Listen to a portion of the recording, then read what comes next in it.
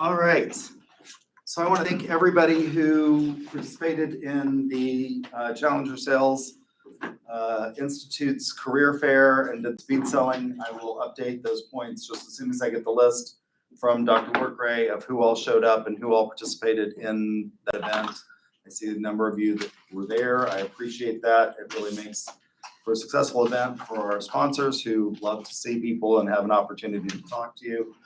I had a lot of good feedback from those that did attend in terms of what they took away from it and the job opportunities that were out there. So I think that's both beneficial to you, and it was certainly beneficial to us to make a good showing for that career fair of those people who came to interview UCO students who are interested in career sales positions. But they also, a lot of those companies, even if you don't want to be a salesperson, those contacts and those recruiters are still good contacts if you have an interest in those companies, because they have other positions available as well in accounting and finance and management. So even if you weren't interested necessarily in the sales, you can still reach out to those recruiters and ask them about other positions. And if that recruiter is not in charge of those areas of the firm, they will know who is. And so I think that's beneficial to both you and them as well.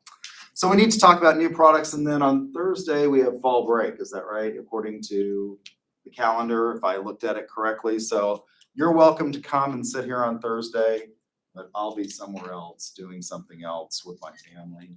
You can come and soak in the knowledge that is seeped into the walls, I guess, and try and learn by osmosis. But I hope you guys have a great fall break. So we'll talk about new products. Products have lifespans, and companies need to develop new products constantly to remain competitive. Now, a lot of scholars who study new product development suggest that companies need to constantly be coming up with and have in the pipeline 25 ideas at any one time. I will tell you that there is no theoretical foundation for that number. And I've seen this number before. There's no theoretical foundation. And I think it sort of depends on the context and the industry in which you operate. That's not to say that even small businesses don't evolve and change, they do. And I can give you an example from my own family's business of how things have evolved and changed. And we've had to evolve and change to meet that demand. But to say that we have to come up with 25 new ideas would be impossible for a business like my family's to come up with, right? So a lot of scholars estimate that they need to be 25 more at a time. My family owns, and we've owned a series of bed and breakfast inns in Guthrie. Guthrie is the first capital of Oklahoma.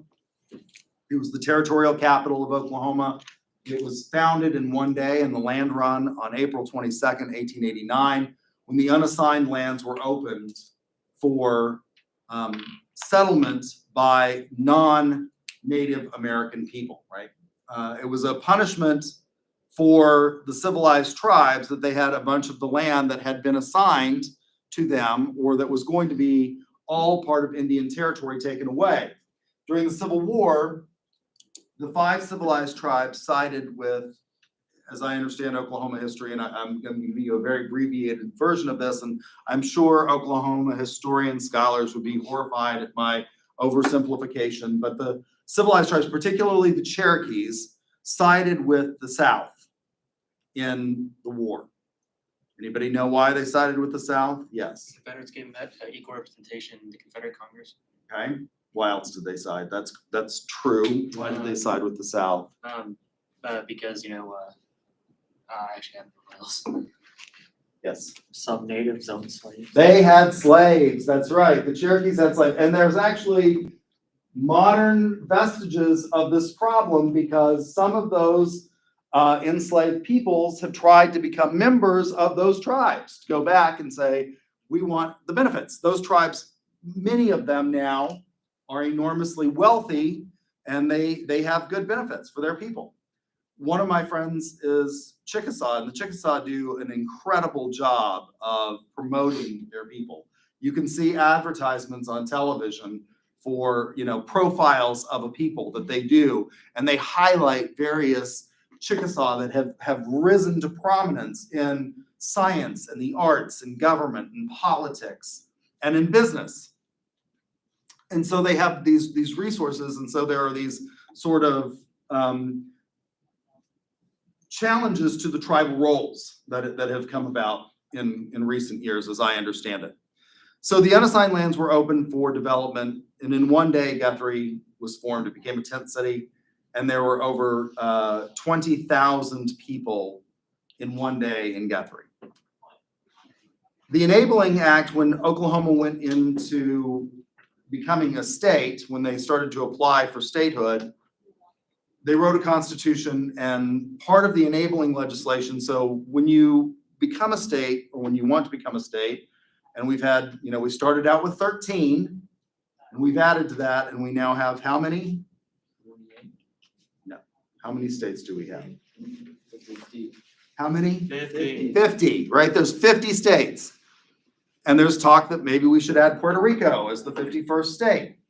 And of course, that's probably not going to happen because overwhelmingly Puerto Rico will be Democrat and the Republicans in Congress don't want to do that.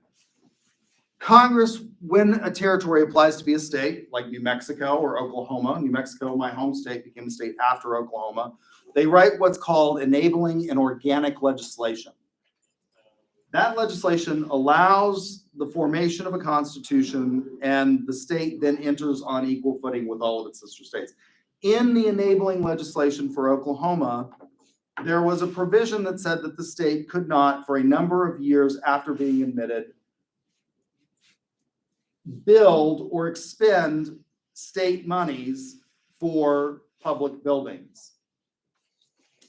And so Guthrie was listed as the capital, and that we could not move the capital from Guthrie for a number of years. And that was in the enabling legislation. The governor of Oklahoma, the first governor of Oklahoma, was a Democrat, and the newspaper reporter or the newspaper editor in Guthrie, who owned the largest paper in Guthrie, was a Republican, and all of the legislature were Democrats, and he wrote very unflattering things about the governor. And the governor said, if you don't retract these things, at least this is part of the maybe mythology, some of this may be an apocryphal story, I will watch grass grow in the streets of Guthrie.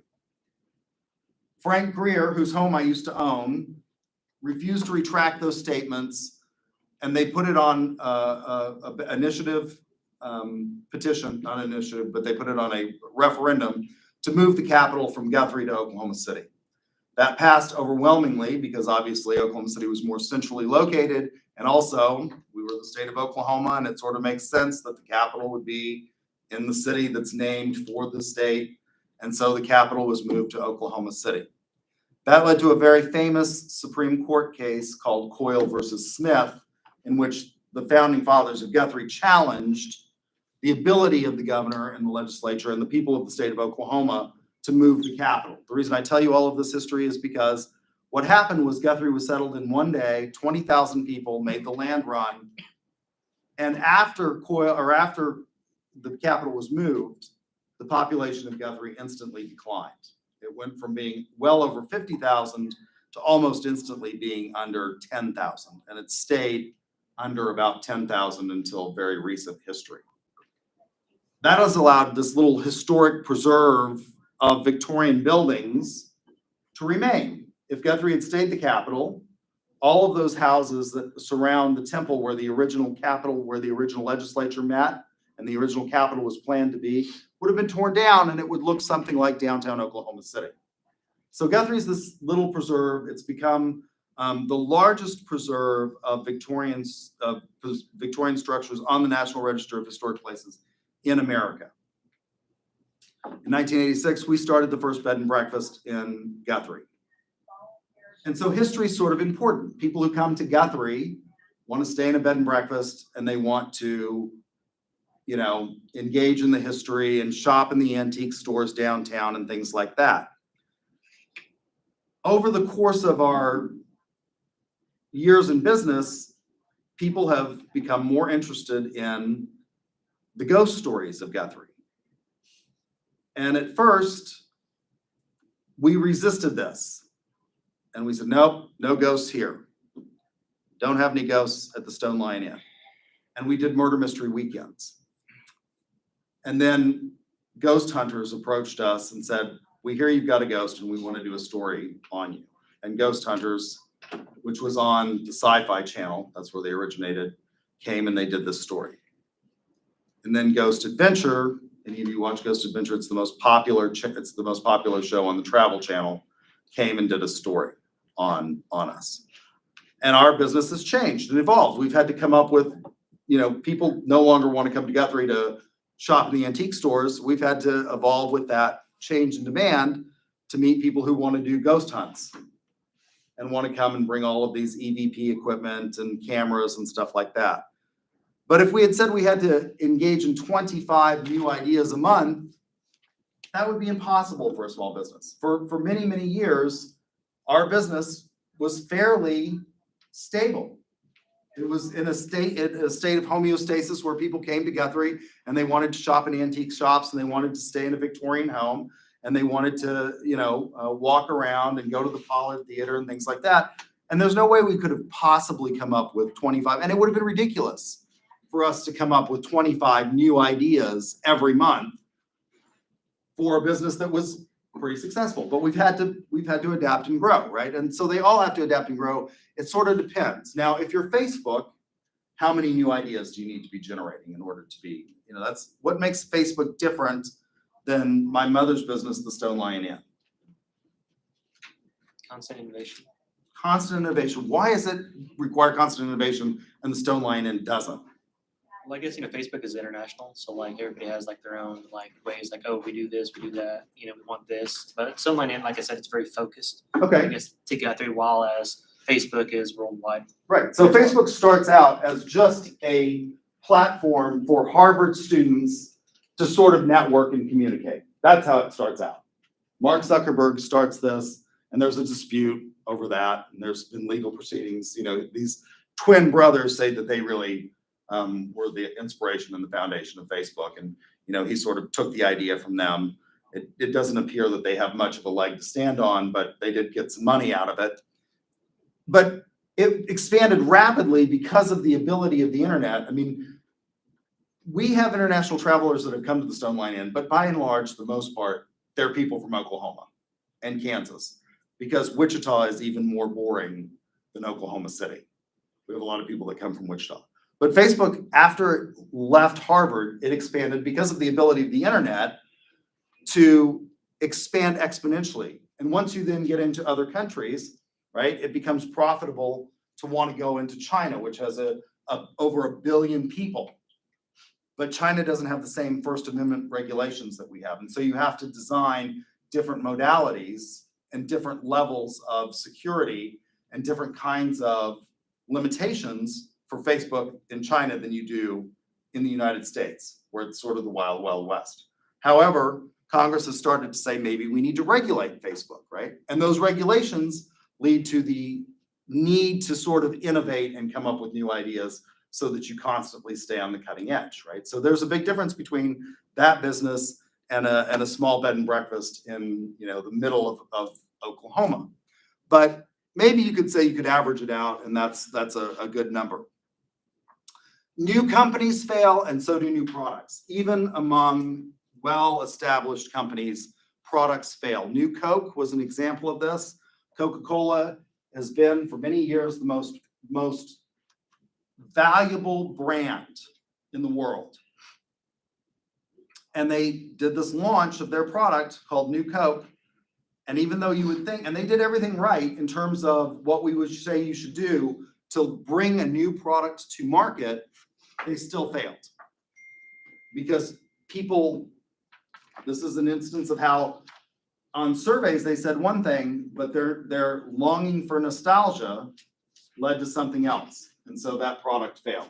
So new products fail, and so you constantly have to be trying to come up with innovations and responding to market changes and market forces. It also depends on the type of product you're marketing. When we talk about the 5 Ps, price, product, place, and promotion, with regard to products, it also means those intangibles, things like services. And so a lot of it is going to depend on what type of product you're selling. And when we say product, we don't just mean those tangible products like these ducks, which I get from a duck catcher machine in Penn Square Mall when I go walking. It also involves services like dry cleaning services, accounting services, legal services that you can't necessarily touch. And it can also be ideas such as political marketing, product concepts, and entertainment. Those are also intangibles that you can't see or touch. So if you have a tangible good, Coca-Cola has been fairly stable for a long period of time in terms of its popularity. But if you look at Coca-Cola's brands, let's see if I can pull those up.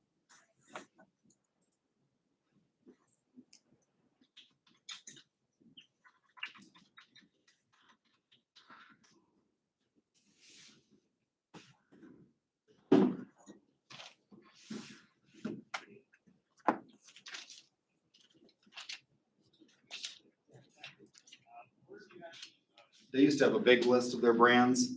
They've redone their website. Coca-Cola has all of these brands: Sprite, Diet Coke, Fanta, Minute Maid, Dasani, Simply Juices, coffee, tea, Powerade. Why do they have all of these products? If Coca-Cola has been so popular and it's been such a stable brand, why are they doing things like vitamin water? Yeah, make more money, Okay, how is this gonna make them more money? like different options. Why would we need different options? If Coca-Cola has been like this staple product and everybody rejected new Coke, why would you want new options? That's time. To your audience. Okay, They want everything, they want, products in different markets. okay, you want products in different markets? They've sold Coke in almost every market and it's been successful. Yes. Okay, so we don't drink Coke constantly. Sometimes you want something other than Coke. You need to have some different, variety is the spice of life. We don't always want the same thing. I mean, there are people who eat the same thing over and over and over again every day, but most people want a change. They're trying to expand. They're trying to own the market, be good in every kind of drink Okay. that people want. All right, so it's about market share. I'll buy that. So I think it's because they want to evolve as the market changes. Okay. Because, like things like vitamin water, like if people start to want healthier things, then things like vitamin water would be something more. Okay, so when Coca-Cola really became popular in the 1940s and 50s, I'm not sure that we had the understanding that we have today of nutrition, right? And so I think that's been part of it. I was gonna say with the nutrition, you got a lot of people around the world that don't drink soda. They Right. drink just water, and then across the country, different countries have different drinks. Okay. And that's what. You have something? I think people tend to be like being more healthy. So I think that's it. Yeah, I think there's, particularly in markets like the United States, Coca-Cola's market share of its classic product, Coke, is losing ground because people want to be healthier. There's a recognition in the United States that we need to be healthier. Now, that's not necessarily true in developing nations where their access to that kind of information and their access to healthcare is more limited. And so Coca-Cola tends to be growing classic Coke in those markets more so than it does in the United States, where it's clearly on the decline. Most people, drink less and less of it. Also like on menus, they have the calories now for different types of drinks. Yeah. So you tend to go with what's like less calorie. Yeah, absolutely. I think we have a real recognition of, we've become calorie obsessed. This is a new thing that we've started doing in this country. As we have gotten larger and we've had more and more problems with our health in terms of things like obesity, there has been a recognition that maybe we need to stop drinking these products because they have an enormous amount of empty calories in them. And if we put that on a menu, how much does a big Coke have if you went to McDonald's and you got the large Coke and a cheeseburger and fries.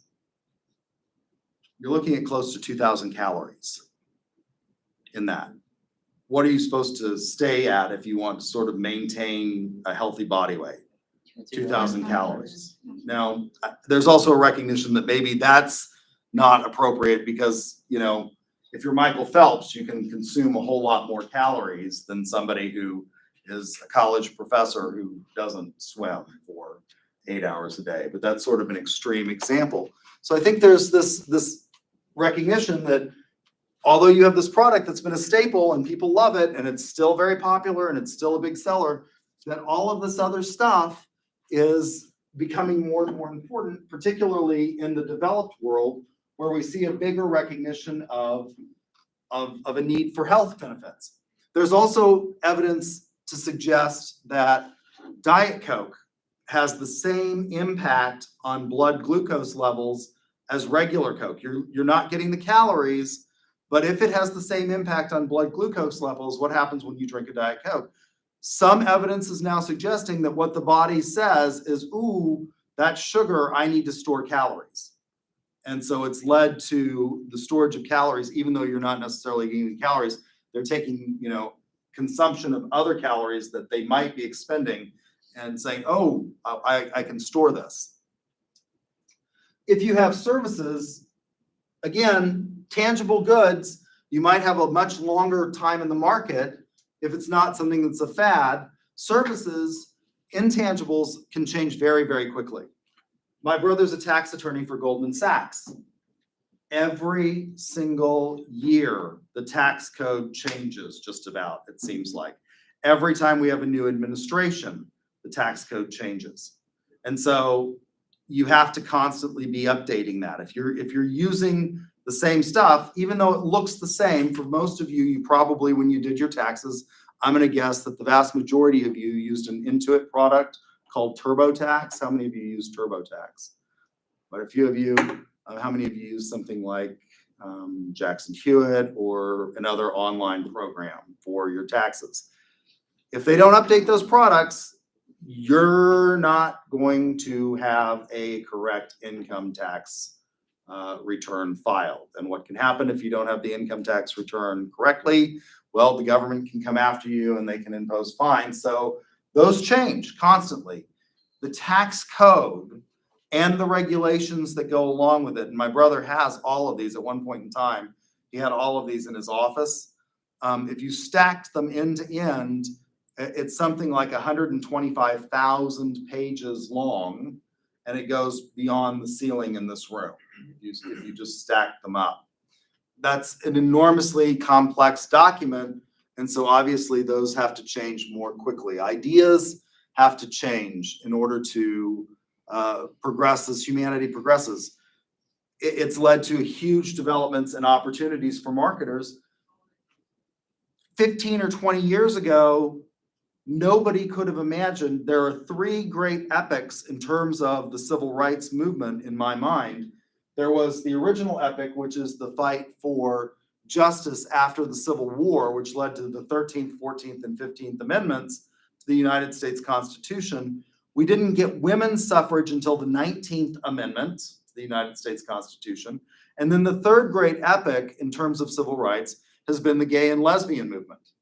And that has transformed, this idea that started as the Stonewall riots in New York City, just wanting to not be harassed, has led to, from the 1960s to gay marriage. And it's sort of incredible to me. When I started teaching, I could never have imagined, when I started teaching years and years and years ago, at 22 years of age, I could never have imagined gay marriage. And I will tell you, and I have students that ask me, because I'm a lawyer and I've argued constitutional issues in some cases that I've taken. I have students that will say, do you think that we'll ever go back and the Supreme Court will invalidate the decision in Obergefell versus Hodges? And my answer is no, I don't think you can ever go back. once that genie is out of the bottle, I don't think that you can put her back in. It would lead to enormous chaos in the legal system if you went back, because these people have now come to detrimentally rely upon the ability to get married. They've bought houses and cars and adopted children together, and the chaos that it would throw our family court system into if you went back is unimaginable. So whether you agree with that decision or not, I don't think that we can go back at this point in time. I think it's just too far, but it has led to enormous amounts of opportunities for new services to be developed and delivered to those communities that historically didn't take advantage of things like wedding planners and destination weddings and things like that. It also depends on the level of product knowledge, things like consumer products. If they're a convenience product, you might not need as many changes again, or you probably don't need 25 in a year, versus a shopping product or specialty products where almost everything is going to be a customized order.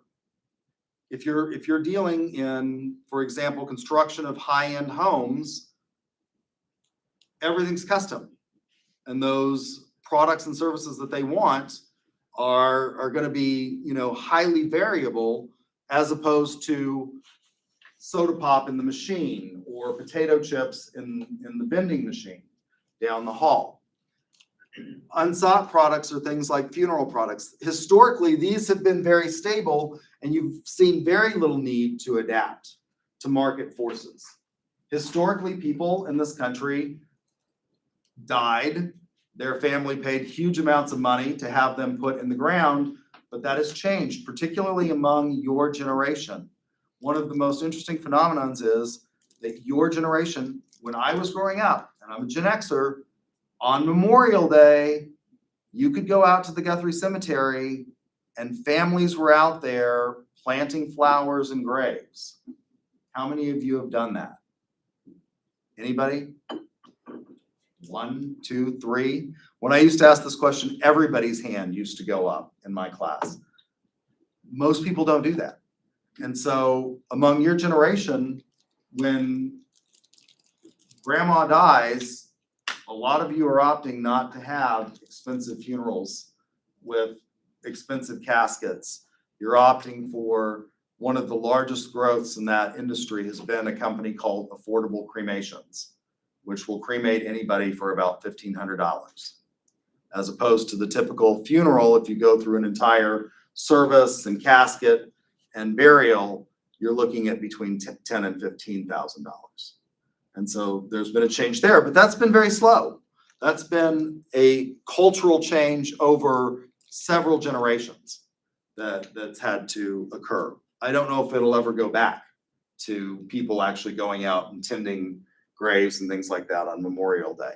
Most of your generation doesn't want it. It's sort of interesting to me how you don't want stuff from your parents' home anymore. Why would you want that? Go buy my own stuff, right? At IKEA.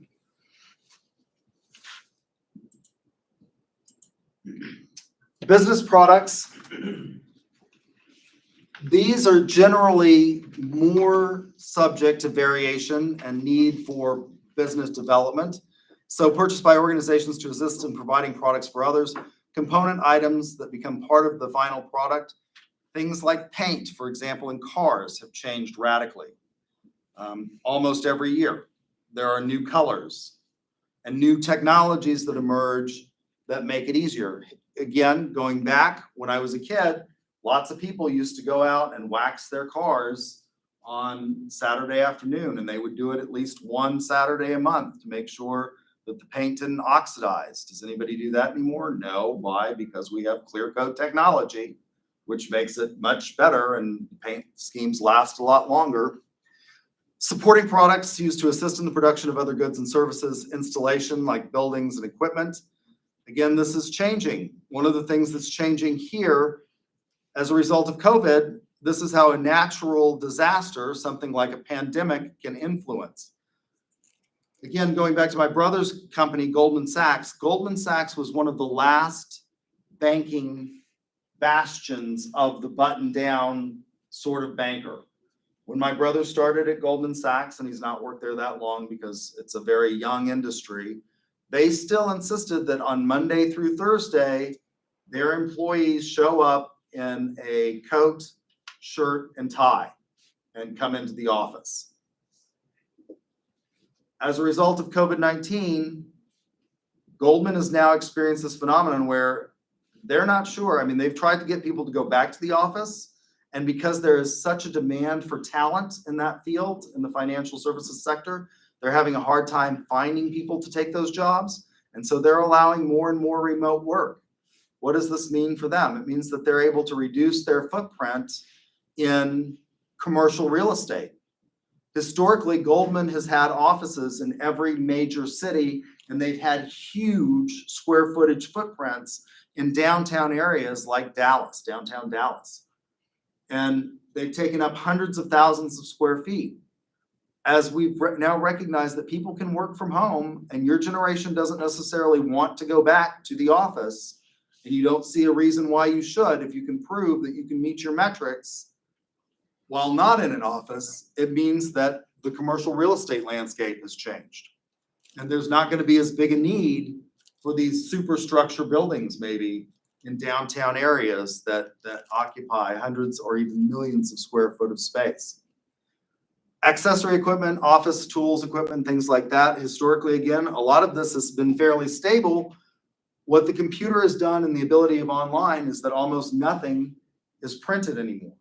You don't need as many staplers. You don't need as many of those, I don't even know what they're called, the thing that pulls the staples out. They actually have an official term for them.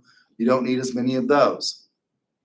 Industrial services to repair, maintain, and develop other products. Again, we're going to see a big transformation in this area as it goes to more and more, online type infrastructure.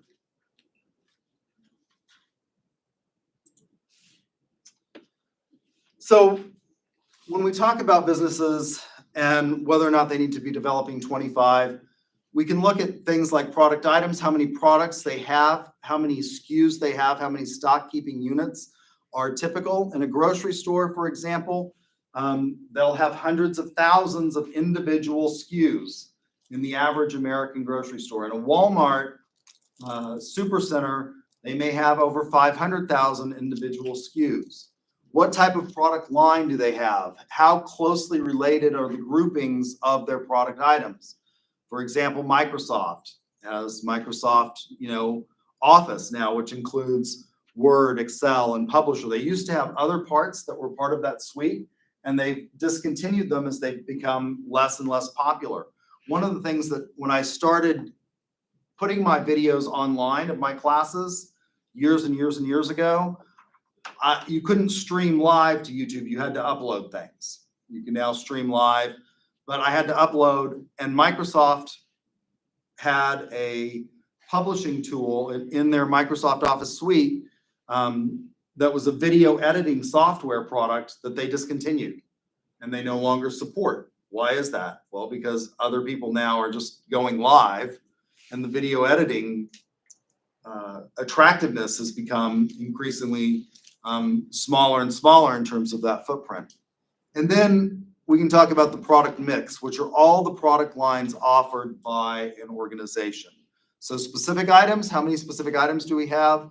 A small business or even one that's highly specialized may only produce one or two specific products, or do we have product lines that are closely related, or product mixes where we have a huge number in the offering? Think about the difference between a warehouse, which is Sam's, which is owned by the Walmart Corporation, and Walmart supercenters themselves.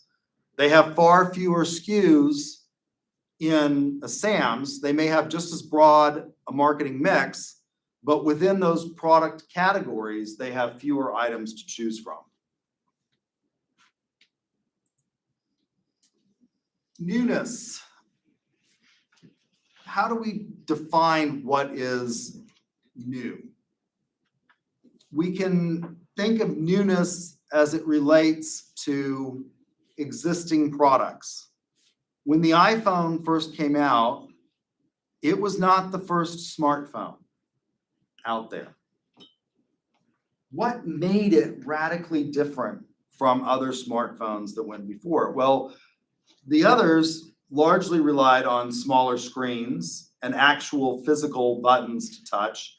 The iPhone was really new in that you operated it completely with a larger, which allowed for greater viewing, surface area and a touch screen. And that was radically new at the time in terms of smartphones. At the time the iPhone was launched, I think the most popular smartphone platform was the BlackBerry. And the company that I worked for gave all of us Blackberries. And I was absolutely addicted to what I referred to as the Crackberry, because I can type 120 words a minute and you could really get going on the BlackBerry keyboard. And then the iPhone comes along and everybody wants that because it's cooler.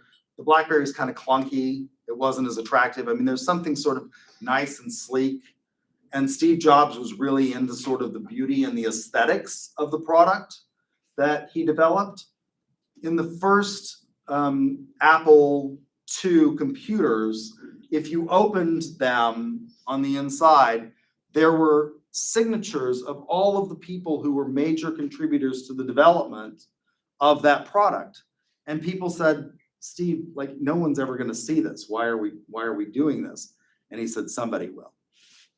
And he was right. I mean, somebody would take it apart. But if you look at an Apple computer, a MacBook, compared to, you know, Windows boxes, they're kind of sleek. They're less weight. They're something kind of artistic almost about that product.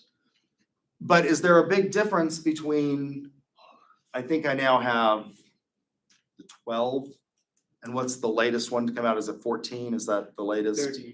13? I think I have the 12. Is there a big difference between the 12 and the 13? No. I mean, there's not. They say there's a huge difference between the cameras. That's the big thing. But I mean, the cameras are so much better than they were. It's hard to tell if you're just taking pictures and snapping video for uploads to YouTube or your Facebook or your Instagram or something like that. So is it what? The battery difference and the screen difference here. The screen, the Pro has 120 hertz. I will give you the battery difference, although, and the batteries have gotten a lot better. It's amazing to me how much improvement there's been in battery technology. So the first sort of jumper box that I bought, so I have a large truck and I had a large boat. And so when they came out with this thing that you could jump, and the boat that I had 2 Volvo Penta engines in it. And at the beginning of the season, if you hadn't kept a constant trickle charge on the batteries, you would have to jump them. And it's a pain in a big boat to jump it because it's not like a car where you can pull up and connect jumper cables. You have to open up the engine room. And usually what you had to do when I first bought my first big boat was you'd have to go buy a new battery and install it, or take one battery down there and jump one battery from one to the next. Because you can't just, there's no battery cables that will extend from boat to boat.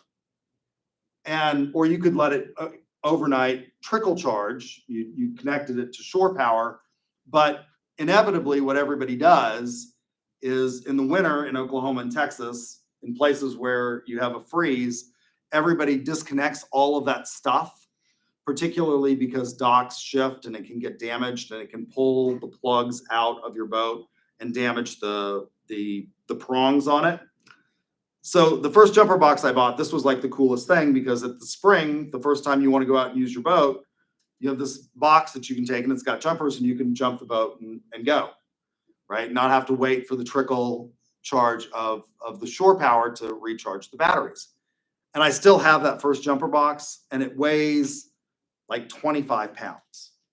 And I thought that was just the coolest thing. It has a light on it so that when you're in the engine room, you can use the light.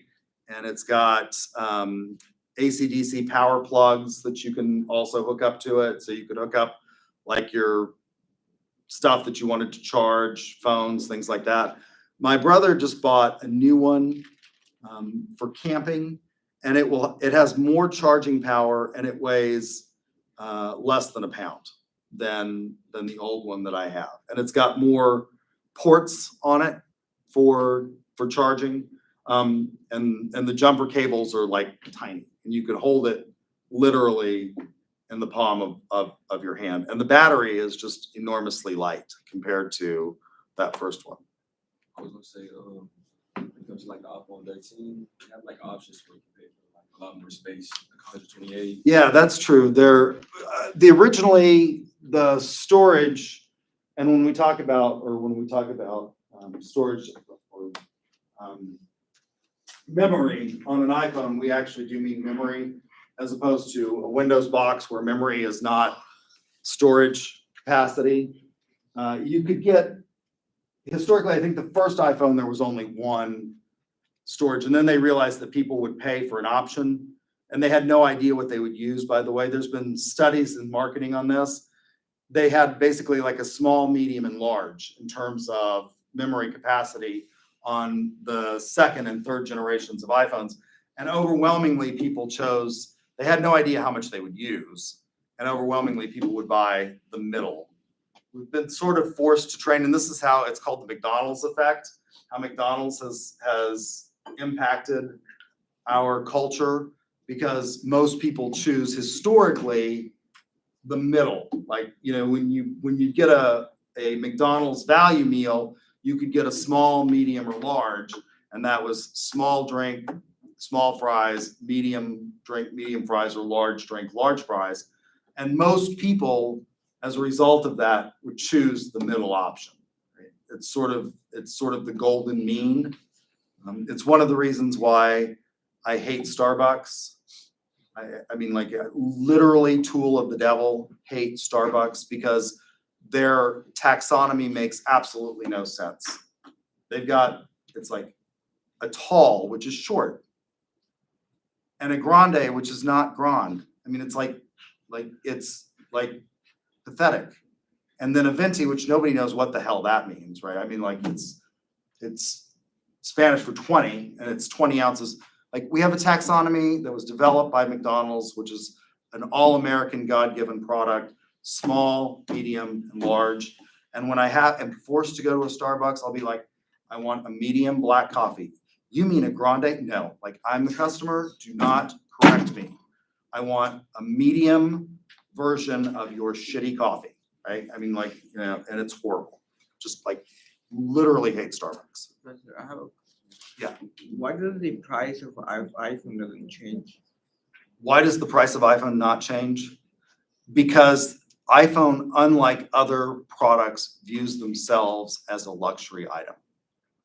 Historically, I mean, like, if you look at computer power over the course of history, if you went back, for example, to 1980, when people were first getting computers in their homes, they were enormously expensive. The amount of computing power that they had was absolutely pathetic. In fact, most computers, IBM, which developed the first real useful personal computer that you could do something other than just sort of program it to do little tricks. You had these things, and there's still remnants of this. If you look at your Microsoft Word at the top where you save it, I think it still looks like this, doesn't it? It's like a little disk. That's a remnant of the 1980s when they had these big floppy disks, which is where you stored stuff on. If you went from that point in time to today, the average cost of a computer is exponentially less. But Apple views themselves as a luxury product, and it's their brand differentiation, and you dilute your brand if you sell for less. It's the reason that Rolex never gets cheaper. Rolex goes up by at least 10% every single year. And if they catch you discounting, they did this in Oklahoma City. There used to be 2 Rolex dealers in Oklahoma City. There's BC Clark, and across the street from BC Clark had a shop at Penn Square Mall, and across the street from Penn Square Mall was Samuel Gordon's Jewelers. And Samuel Gordon would discount their Rolexes $500 below BC Clark's prices, and Rolex caught them and they yanked their dealership. And Samuel Gordon went broke because that was their biggest selling item. And Rolex does not discount. And Apple views their products the same way. Apple doesn't want to sell a computer to everybody, right? Like Dell wants to sell a computer to everybody. They just don't. In my opinion, that's why. So revolutionary versus modification. The first smartphone, by the way, was this 1994 Simon Personal Communication made by IBM. From a consumer's perspective, we can think about newness by the degree of learning required by the consumer. How much does the consumer have to learn? When the Apple iPhone came out, it required quite a bit of learning, particularly if you've never used, if you still had people that were using flip phones, which were not smartphone devices, that were basically still just phones, it required quite a bit of learning. Continuous innovation, where you have changes in features that don't require a whole lot of new learning. So, for example, the scent of soap.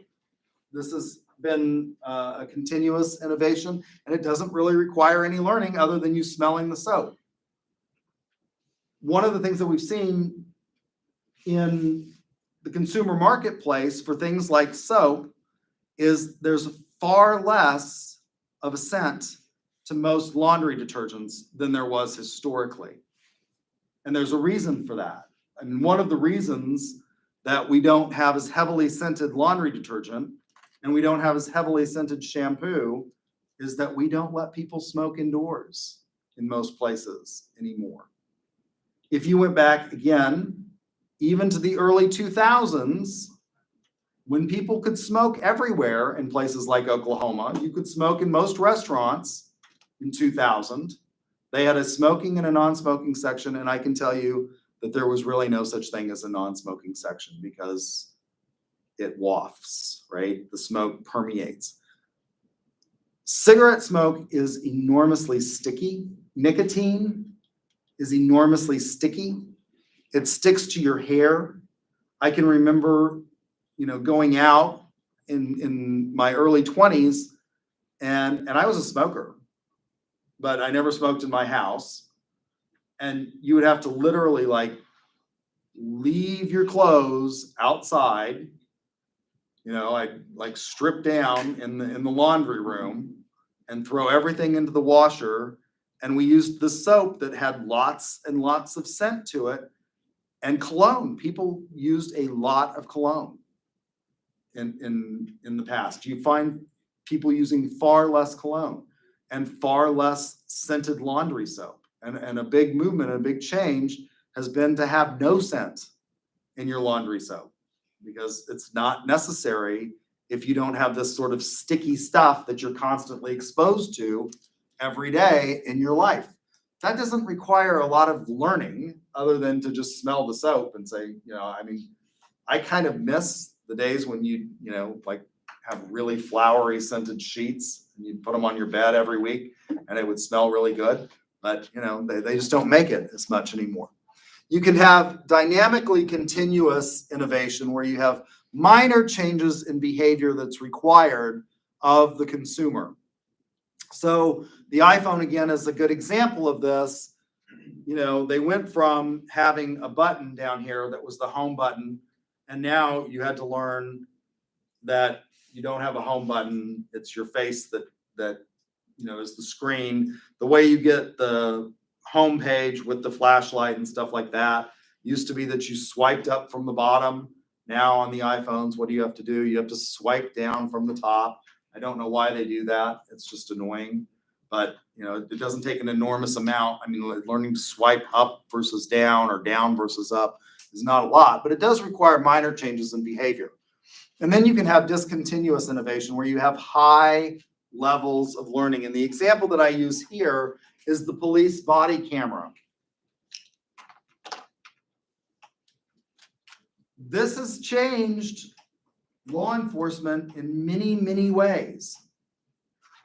And it's finally going to change law enforcement in a big way as a result of the George Floyd case. That is the first major case in which a Anglo officer has been convicted and will be sentenced to a long period of incarceration for engaging in abuse. Historically speaking, people believed cops. I can tell you this as a defense attorney. One of my favorite things to do when I practiced criminal defense law was to catch cops in a lie, and then I'd call them a liar. And I can tell you that juries generally don't like it because juries have a tendency to think that the cop is right. We no longer think that because we have these, not only do we have body cameras, but we have everybody else with a camera.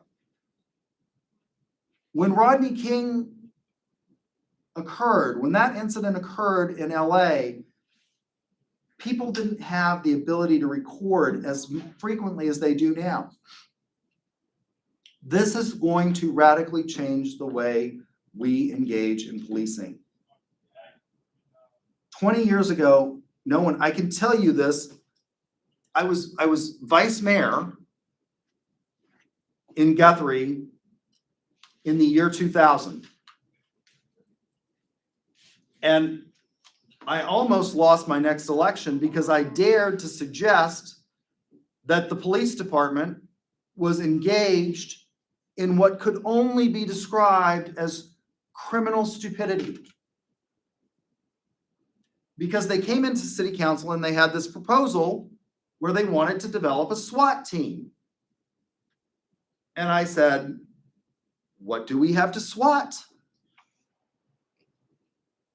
And they said, well, we used to use Stillwater's SWAT team, but they came down here when we called them one time and we went into the wrong house and we raided what we thought was a drug house and it turns out it wasn't.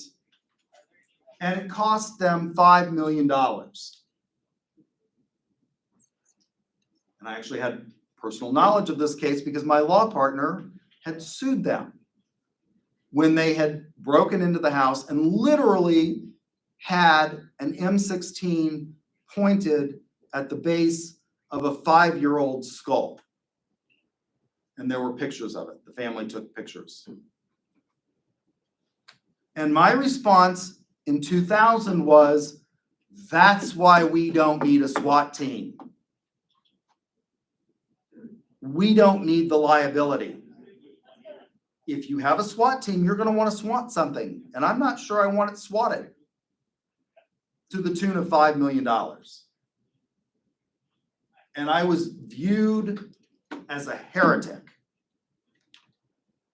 at that time because we were about law and order. We have now come to recognize that maybe we don't want to SWAT stuff as much as we wanted to SWAT stuff in the past. And a big result of that has been because of these body cameras and dashboard cameras on the police vehicles. The DUI limit in the time that I've been practicing law has changed radically. It used to be 0.15 was over the limit. And then it was 0.10 and now it's 0.08. And they want to have, but one of the things that happened for criminal defense attorneys as a result of dashboard cams is juries started looking because it's a presumption that you're drunk at these levels, a presumption that you're drunk. And juries in various states started looking and saying, that guy, he walked the line. Didn't look drunk to me, and started overturning or not convicting. And it's radically changed in many respects the way we engage in policing. So this is discontinuous innovation. Now the next level of it will not be discontinuous innovation. This has been a radical change, but it won't be. As you adapt and learn how to utilize the technology. The legal definition of newness according to the Trade Commission, is that you can have something said that it's new for up to 6 months from the time of regular distribution. Well, what does regular distribution mean? This seems to be a bright line rule, 6 months. What does regular distribution mean? Lots of products never reach regular distribution. They are tested in markets, and maybe they're limited to those markets because they're only going to be popular in those markets. So what does regular distribution mean? We can think about newness from the organizational perspective. Is it an extension or low risk? Apple engages in this. It's called cannibalization. Car companies used to do this. GM, Ford,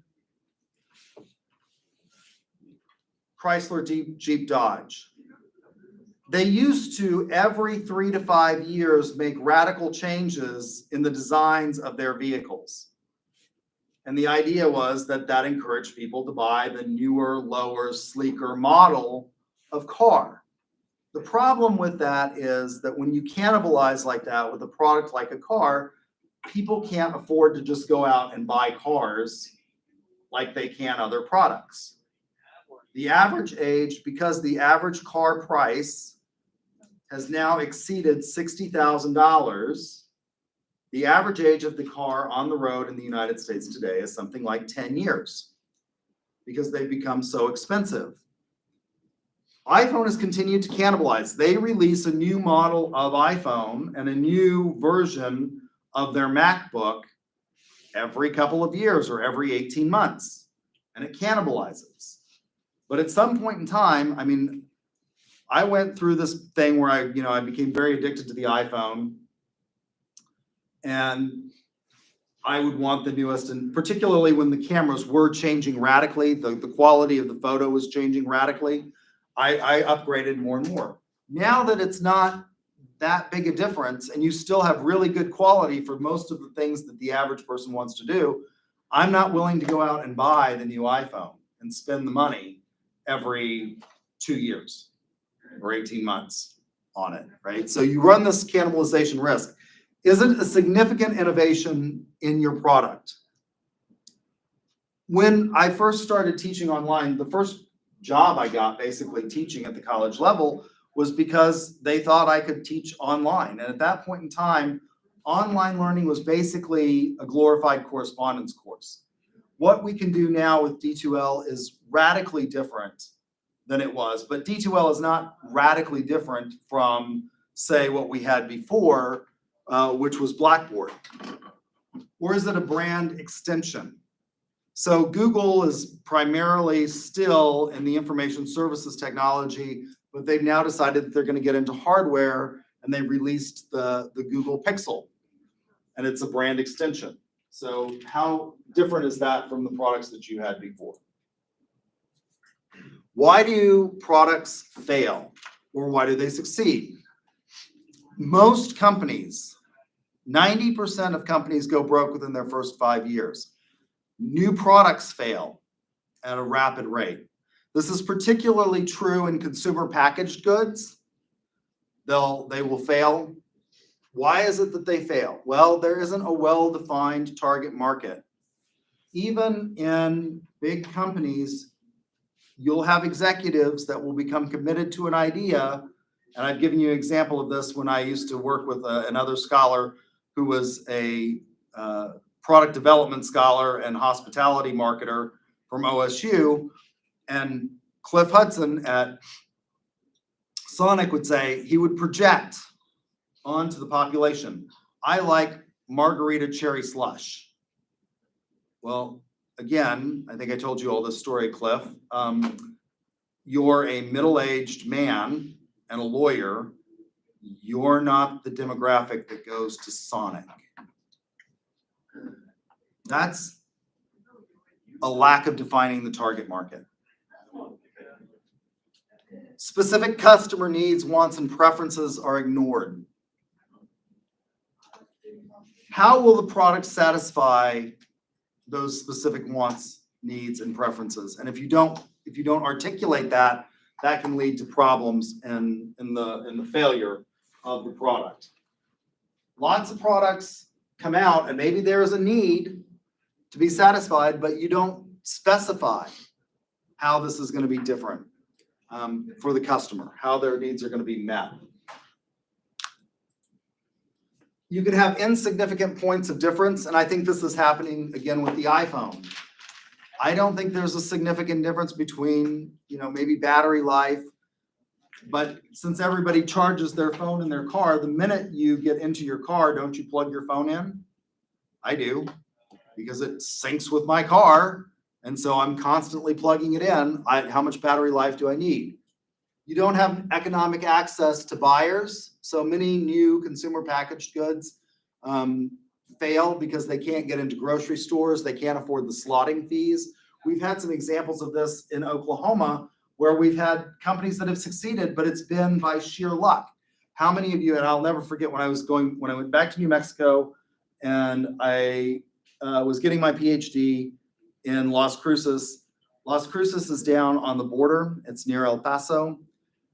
It's where green chili, the New Mexico style of green chili was invented. It's a specific chili pod cultivar. And a lot of people think that the New Mexico green chili is in Anaheim. It's not. There are various cultivars actually that have come out of New Mexico and particularly New Mexico State, and particularly one researcher there who was one of the first to develop agricultural research in this field, and his name was Dr. Garcia. And at the time, it wasn't New Mexico State, it was called New Mexico Mechanical and Agricultural College. There is an enormous amount of wonderful and the state question in New Mexico is red or green. So do you like red chili or green chili, and what do you want on your food? Lots of it, and it's good. And I like green chili. I like Catch green chili. That's the largest producer of green chili, and they export millions and millions of tons a year from there. And I love it, but after a while, you can only eat so much Mexican food, and then you want, again, some variety. And there is no good barbecue in southern New Mexico. And there are people that say they have barbecue, and I don't know what they're doing. It sucks. Oklahoma, on the other hand, not historically known for green chili or our fine Mexican food, in my opinion. We are known for barbecue. We have lots and lots of good barbecue, and we have, I think, one of the finest barbecue sauce producers called Head Country. I literally broke down in tears crying when I saw Head Country being offered in the Walmart. That's an example of how they worked so hard to get into Walmart, and then it went national. Head Country is produced in Ponca City by the Head family, and it's an example. Another example is Maria Ray's salsas and chips. But most people have a hard time getting into those stores because they can't afford the slotting fees. You engage in an incomplete protocol. You stop at a certain step and decide you're going to go ahead and launch vanilla Slurpee, slushy, margarita, Diet Coke, or whatever. There's a lack of satisfaction of critical factors. You may have a product that's really great, and if you launched it during COVID, it may not succeed. You could come up with a new restaurant, and this happened. There were lots of new restaurants that had opened in Oklahoma City just as COVID hit, and they're gone because they couldn't stay. And some of them were pretty good. Poor quality. Microsoft does this all the time. They release really crappy stuff, and it doesn't work. Microsoft Vista is an example of that. You all are probably too young to remember Vista. There's too small a market for it. You may have a real need, but it's not going to be attractive. There has been a huge amount, for example, in the pharmaceutical industry of markets that are too small. There's a form of parasite that occurs in tropical regions that causes what's called river blindness among people. It's largely a product of those tribes that live in places. That's a really small market. They've developed a cure for river blindness, but if it hadn't been for the fact that they're willing to take a loss on it, and that governments subsidize it, there's a big need, and going blind is a big problem, but there wasn't a big enough market to make it an economic success. A poor execution of your marketing mix, not promoting it well. So what are the 7 steps? Well, StageGate has a formal evaluation for each stage to determine whether or not to proceed to the next stage, whether you should correct and reevaluate, or what I call cut bait and run. That's a fishing term. People used to know that when I would say cut bait and run, but fewer and fewer people fish anymore, even in Oklahoma where it's still kind of popular. So step 1, you have to define the role and how it's going to fit with your overall company objectives. You combine the SWOT and an environmental scan. In 2, you develop ideas. You get these ideas from your employees, your customers, your suppliers, and your research and development labs. Then you screen. Can we technically do it? The company I worked for, the president was famous for telling school districts that we could deliver something when I didn't think we could. And I'd be like, Jeff, we don't have those titles. And he used an expletive that begins with the letter F. F the numbers, live on the edge is what he kept telling me. And I'm like, no, let's not do that. I'm a lawyer. I'm having to sign public documents that say we can deliver on these things. Let's not do that. Testing it with consumers. Then developing financial projections and assessing your market to ensure that there is a large enough market for it and that you can make it at the price point that consumers are willing to pay. Develop prototypes, testing, alpha testing and beta testing on consumers, and then exposing it to the actual market. You can do standard test markets where you attempt to sell it through normal distribution in a number of test markets. Historically, there were a number of states that were demographically very similar, or a number of cities that were very demographically similar to the population. It used to be said, and this is no longer true in politics, for example, that Ohio was a bellwether state. And political scientists used to say, as goes Ohio, so goes the nation. That's no longer true. There have become other states that have become better, I think, bellwethers. You can do a controlled test market where you hire a testing service, such as Symphony IRI, to do it. You can do simulated tests in limited market, such as shopping malls. There used to be one in Oklahoma City that did this at Quail Springs Mall. I don't think they're there anymore. And sometimes you can't do tests. For example, how are you going to test a new museum? There's a new museum, or a fairly new museum in Santa Fe, New Mexico. They're launching it in other markets now. It's called Meow Wolf. It's really an odd concept. If you ever get a chance to go to one, it's kind of creepy and fun all at the same time. But how do you test that idea? I mean, it's a huge building where it involves a story and all kinds of art and going through different sort of parts of the museum and trying to figure things out. That would be really hard to test. And then finally, commercialization, where you position the product in the mind of the consumer. You make that connection in the mind of the consumer, and then you decide whether you're going to do a regional launch versus a full scale. Lots of movies historically have been launched on a regional basis because they wouldn't be attractive in every market.